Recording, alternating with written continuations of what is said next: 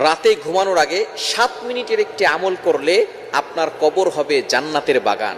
শুধু তাই নয়, আল্লাহ পাক রব্বুল আলামিন আপনার জন্য জান্নাতটাকে সহজ করে দিবেন এবং ফেরেশতারা আপনাকে স্বাগতম জানাবেন, আপনাকে ওয়েলকাম জানাবেন যখন আপনি দুনিয়া থেকে বিদায় নেবেন।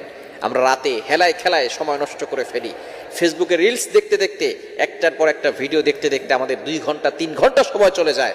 আপনি 7 মিনিটে যদি একটা আমল করতে পারেন, যদি একটু আস্তে করে পড়েন তাহলে হয়তো সর্বোচ্চ 10 মিনিট সময় লাগতে পারে, তবে 7 মিনিটে পড়া যায়। তবে একটু আরামের সাথে যদি পড়তে চান, একটু ধীরস্থিরভাবে পড়তে চান, তাহলে 10 মিনিট সময় লাগতে পারে।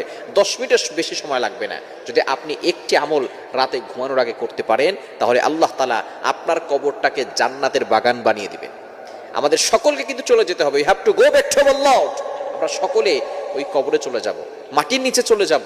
এখন মাটির নিচে ভালো থাকতে হলে মাটির উপরে ভালো কাজ করতে হবে, বেশি বেশি করে আল্লাহর ইবাদত করতে হবে এবং যেই